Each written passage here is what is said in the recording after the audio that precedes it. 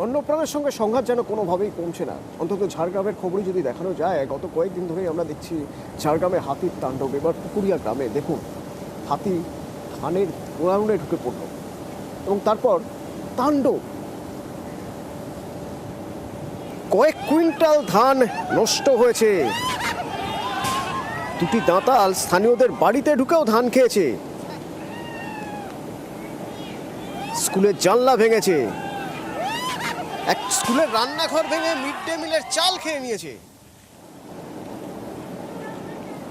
ওই দেখুন কি অবস্থা, দাঁতালের তাণ্ডবের ছবি। প্রতিনিধি রাজু আমার সঙ্গে সরাসরি রয়েছে। রাজু, নিরাপত্তার অভাব বোধ করছেন তো মানুষ, নিরাপত্তা কোথায়? এইভাবে বন্যপ্রাণের সঙ্গে সংঘাত হলে আঘাত লাগবে তো, কিছু না হোক অন্তত হয় হাতি নয় মানুষ, কারো না কারো তো ক্ষতি হবেই, হচ্ছেও। তাহলে বন দপ্তর কি করছে?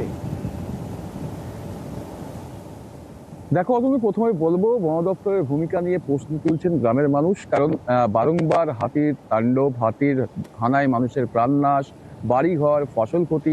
আজও ঠিক তেমনই আবার কাজলাতে প্রাথমিক বিদ্যালয়ের জানলা ভেঙে সেখান থেকে ধান চাল বের করে চাল খেয়েছে হাতিতে। আবার কোথাও ধানের গোডাউনে গিয়ে সেখানে তাণ্ডব চালিয়েছে এবং ধানের গোডাউন থেকে ধান বের করে নষ্ট করেছে। ঠিক আবার গ্রামের মধ্যে রাতের অন্ধকারে তাণ্ডব, যা নিয়ে রীতিমতো মানুষ আতঙ্কিত।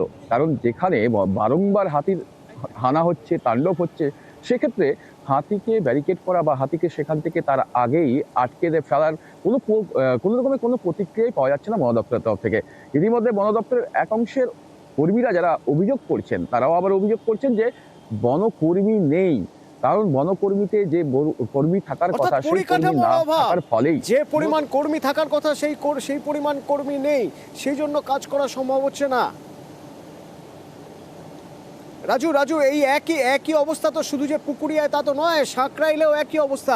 রোজই এই ছবি দেখা যাচ্ছে ঝাড়গ্রামের কোথাও না কোথাও। কদিন আগে তো তোমার মনে আছে নিশ্চয়ই, তুমি আমাদের জানিয়েছিলে ঝাড়গ্রাম শহরের মধ্যে হাতির দাপাদাপি।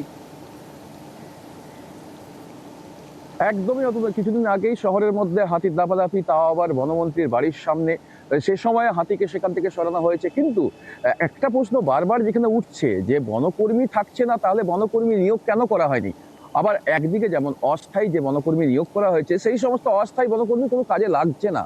যেখানে এই হাতিগুলোকে ড্রাইভ করার জন্য বা হাতির জন্য ব্যারিকেড করার জন্য যে বনকর্মী দরকার ছিল, স্থানীয় যে যুবকদেরকে দিয়ে এতদিন কাজ করানো হচ্ছিল, সেই সমস্ত স্থানীয় যুবক কোথায়, তা নিয়ে একটা প্রশ্ন থাকছে। আবার অপরদিকে স্থানীয় যে সমস্ত মানুষজন এই হাতি তাড়ানোর কাজে তারা যোগদান করতো, তারা আজ যোগদান করছে না, তারা সরে যাচ্ছে। মূলত বন দপ্তরের এক অংশের আধিকারিকের উদাসীনতা এবং তাদের খামখেয়ালিপনার কারণেই মানুষ সেখান থেকে সরছে, আর মানুষের ক্ষোভ বাড়ছে স্থানীয় বন দপ্তরের উপর। স্থানীয় বন দপ্তর সেই অর্থে কিছুই করতে পারবেন না, কারণ বন দপ্তরে যে সমস্ত উচ্চপদস্থ আধিকারিকরা রয়েছেন, তারাই তো সেই নিয়োগ করবেন। সেই জায়গায় সেই নিয়োগে গলতি থাকলেই মানুষ সমস্যায় পড়ছে। এর আগেও দেখা গেছে বনকর্মী না থাকার ফলেই মূলত বিভিন্ন জায়গায় হাতি ঢুকে পড়ছে।